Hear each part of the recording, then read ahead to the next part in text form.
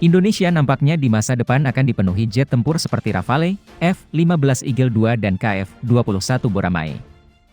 Indonesia jelas sangat dikdaya dengan deretan Rafale, F-15 Eagle II dan KF-21 Boramae. Rafale, F-15 Eagle II dan KF-21 Boramae pun berjumlah masing-masing puluhan unit. Jumlah tersebut pun dianggap masih kurang karena untuk mengcover luasnya wilayah Indonesia setidaknya dibutuhkan 250 jet tempur. Itu baru jet tempur, Indonesia juga butuh pesawat angkut sekelas C-130 Super Hercules dan A400M lebih banyak demi menunjang airlift yang masif. Mengenai kesepakatan Rafale dan F-15 Eagle II misalnya, Indonesia berani menggelontorkan uang senilai 300 triliun rupiah lebih. Angka yang murah bila dibanding dengan tegaknya kedaulatan negara.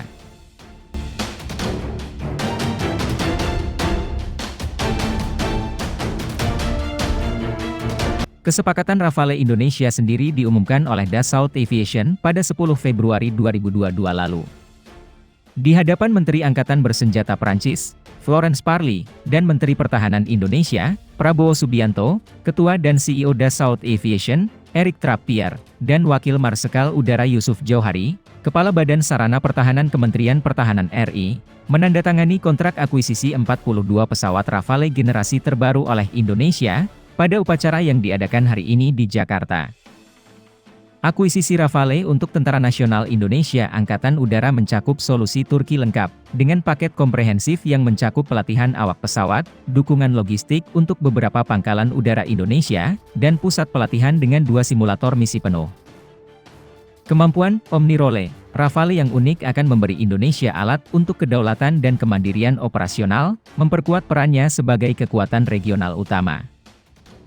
Industri Indonesia akan mendapatkan keuntungan dari pengembalian industri yang substansial, tidak hanya di sektor penerbangan, tetapi juga di semua bidang kerja sama utama lainnya yang berkaitan dengan portofolio luas teknologi ganda yang dikuasai oleh Dassault Aviation dan mitra industrinya, Safran Aircraft Engines dan Thales, papar dassault-aviation.com.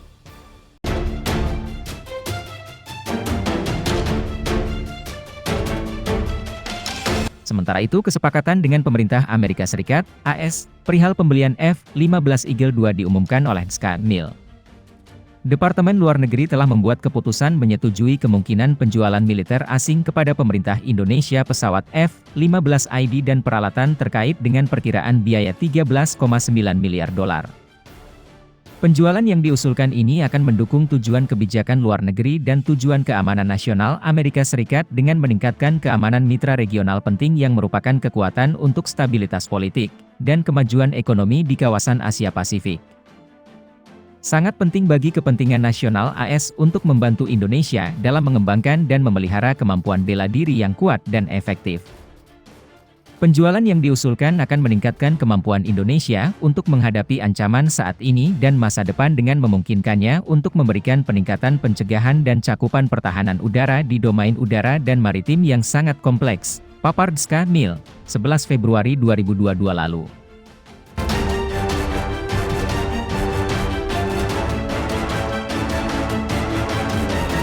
Di sisi lain, untuk KF-21 Boramae sedang dalam tahap uji coba dan diharapkan Juli 2022 jet tempur kerja sama dengan Korsel itu terbang. Era baru pertahanan independen telah dimulai, dan ini merupakan tonggak bersejarah dalam pengembangan industri penerbangan Korea Selatan. AS di masa lalu telah menolak persetujuan ekspor ke Korea Selatan untuk teknologi yang sangat maju.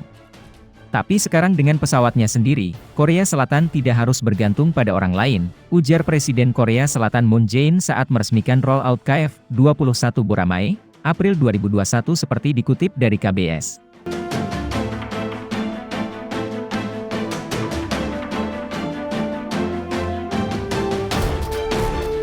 Namun siapa sangka Indonesia merasa belum cukup mendapat ketiga jenis jet tempur di atas. F-35 Lightning II ternyata juga diincar oleh Indonesia. Hal itu pernah diungkapkan oleh mantan Dubes Indonesia untuk AS Muhammad Lutfi. F-35 ini adalah pesawat tempur generasi kelima, jadi ini kan ada platform-platformnya yang mesti kita kerjakan untuk bisa mendapatkan generasi kelima, kita mesti dapatkan generasi keempat dan 4,5, ujar Lutfi dalam keterangannya di konferensi pers yang diterima zonajakarta.com pada Senin 2 November 2020 lalu. Indonesia kemudian membeli F-15 Eagle II yang merupakan jet tempur generasi 4,5 sebelum mendapat F-35. Atau bisa juga F-16 Viper. Ini adalah pesawat tempur F-16 termutakhir sebelum kita bisa mendapatkan platform F-35. Setelah itu kita bisa mengikuti F-35. F-35 itu waiting line atau waiting time-nya sudah 9 tahun. Jadi kalau kita mesti menunggu 9 tahun ini keburu kadaluarsa sehingga kita mesti mendapatkan pesawat di tengah, jelas Lutfi.